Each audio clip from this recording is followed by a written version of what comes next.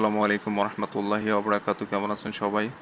আশা করি আপনারা যে যেখান থেকে আমার ভিডিও দেখতেছেন, দেশ বা দেশের বাইরে থেকে সবাই ভালো আছেন, সুস্থ আছেন, নিরাপদে আছেন। তো আপনারা ভালো থাকুন, সুস্থ থাকুন, নিরাপদে থাকুন, এই কামনা করে আজকে নতুন ভিডিওটি আরম্ভ করতেছি। তো বন্ধুরা, আজকে যে বিষয় নিয়ে আলোচনা করবো সেটা হচ্ছে মরণবাণ।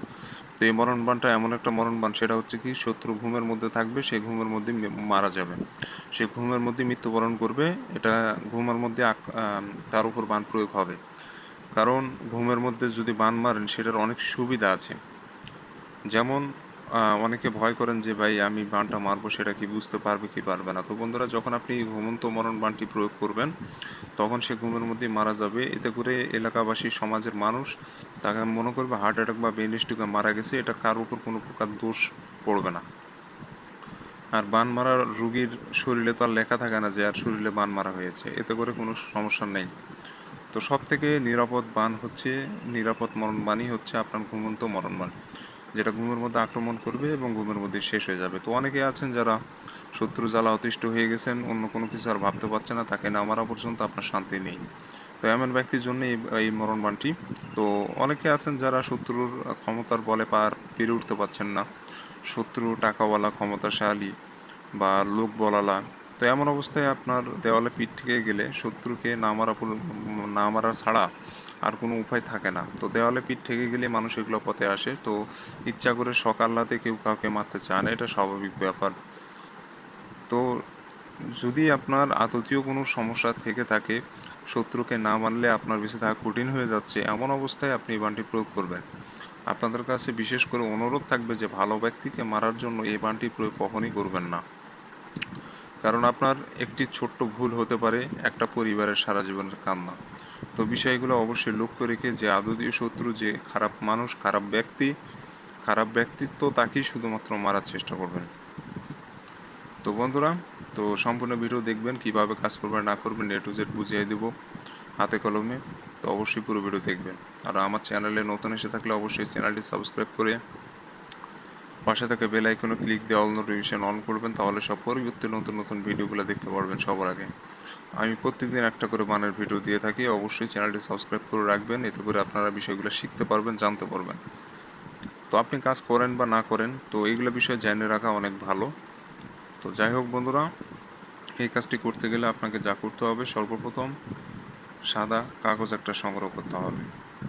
সর্বপ্রথম সাদা কাগজ সংগ্রহ করতে হবে, সেই কাগজের উপরে সম্পূর্ণ নকশা লিখতে হবে। কাগজটা অবশ্যই পাক পবিত্র যেন হয়, কোনো প্রকার নোংরা আবর্জনা যেন কাগজে না ভরে থাকে, একবারে ফ্রেশ চকচক সাদা কাগজের উপরে আপনাকে নকশাটা লিখতে হবে। আর যখন নকশা অঙ্কন করবেন তার আগেই সংগ্রহ করে রাখবেন জাফরান কালি অথবা লাল কালি। লাল কালির কলম যে কোনো জায়গায়, যে কোনো দোকানে কিনতে পাওয়া যায়, সেই কালি, লাল কলমের কালি কিনে আনবেন, এনে আপনি নকশাটা লিখবেন।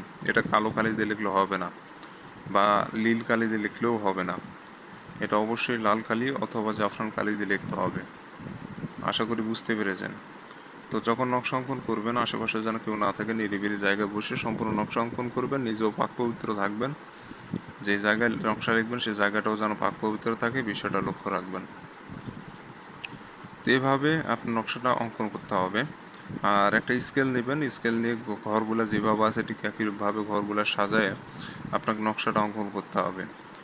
কোনো তাড়া ব্যাখ্যা করবেন না, যে ঘর যেমন আছে ঠিক একইভাবে ওই ঘরটিগুলো অঙ্কন করতে হবে। এই ঘরগুলো ছোট আছে, এই ঘরগুলো বড় আছে। তো এইভাবে আপনাকে নকশা অঙ্কন করতে হবে, ছোটোখাটো বিষয় ভুল করবেন না। কারণ নকশার পুরা রূপ যদি অঙ্কন না করতে পারেন তাহলে নকশা কাজ করে না। কোনো ভুল করা যাবে না, যেভাবে আছে ঠিক একইরূপভাবে অঙ্কন করতে হবে। তো এই নকশাটা কঠিন কোনো কোনো বিষয় নয়, সহজই নকশা, এটা আপনারা অঙ্কন করতে পারবেন, এটা আমার বিশ্বাস। কারণ এর থেকে সহজ নকশা আর কই পাবেন আপনি। হ্যাঁ, আছে কিছু নকশা খুবই ছোট আছে, তো ওগুলো অঙ্কন করা যায়। তো সব নকশা তো আর সব দিন পাওয়া যায় না। তো এক একটা নকশা এক একটা কাজের। তো যাই হোক বন্ধুরা, আপনি আশেপাশে যেন কেউ না থাকে, এই নকশাটা আপনি 5 থেকে 10 মিনিটের মধ্যে অঙ্কন করে ফেলবেন। বেশি সময় লাগালে নকশা কাজ করবে না। নকশা লেখা অবস্থায় কারোর সাথে কোনো প্রকার কথাবার্তা বলা যাবে না। নকশা লেখা হয়ে যাবে তখন কথা বলেন, সমস্যা নেই, তবে নকশা লেখা অবস্থায় কারোর সাথে কথা বলবেন না। এই জন্য বলতেছি, নিরিবিলি জায়গায় বসে রাত 10টার পর অঙ্কন করবেন। এটা দিনে অঙ্কন করা যায়, তবে নিরিবিলি পরিবেশ রাতেই পাওয়া যায়, সেই জন্য রাত 10টার পর একাকী বসে আপনি নকশাটা অঙ্কন করবেন। তো এটা যে কোনো দিনই লেখা যায়, তবে শুক্রবার দিন এই নকশা লেখার জন্য উত্তম একটা সময়। তো শুক্রবার অঙ্কন করার চেষ্টা করবেন। তো বন্ধুরা, যাই হোক, যে নিয়মগুলো বলে দিলাম এই নিয়মগুলো মেনে টেনে সম্পূর্ণ নকশা অঙ্কন করবেন। নকশা অঙ্কন করা হয়ে গেলে নকশার নিচে আপনাকে শত্রুর নাম দিতে হবে, তার নিচে শত্রুর পিতার নাম দিতে হবে। প্রথমে শত্রুর নাম, তার নিচে শত্রুর পিতার নাম। পিতার নাম না জানলে মায়ের নাম দিবেন, সমস্যা নাই। এই নকশার ক্ষেত্রে মায়ের নাম দেওয়া যায়। তো এভাবে করে সম্পূর্ণ নকশা প্রস্তুত করে নেবেন। প্রস্তুত হয়ে গেলে সূরা নাস, কুল আউযু বিরাব্বিন নাস, মালিকিন নাস, এই সূরাটা একবার পড়ে নকশার উপরে ফু দিবেন। একবার পড়ে নকশার উপরে ফু দিবেন, দিয়ে সাথে সাথে নকশাটা আগুনে পোড়ায় ফেলবেন। সাথে সাথে, কোনো দেরি করা যাবে না। নকশা লেখা শেষ, সাথে সাথে আগুনে পোড়ায় ফেলবেন। এইটুকুই আপনার কাজ, আর কিছু করা লাগবে না। আপনি এইটুকুই কাজ করে দিবেন, তাহলে আর কিচ্ছু করা লাগবে না। একদিনের মধ্যে শত্রু শেষ হয়ে যাবে। এই নকশা করার পরে 12 ঘন্টা পর, নকশা কাজ শেষ করার 12 ঘন্টা পর ও যখনই যেখানেই ঘুমাক না কেন শেষ হয়ে যাবে। কিন্তু না ঘুমালে কিন্তু হবে না, ওই শত্রু যখনই ঘুমাক শেষ হয়ে যাবে। আশা করি বুঝতে পেরেছেন।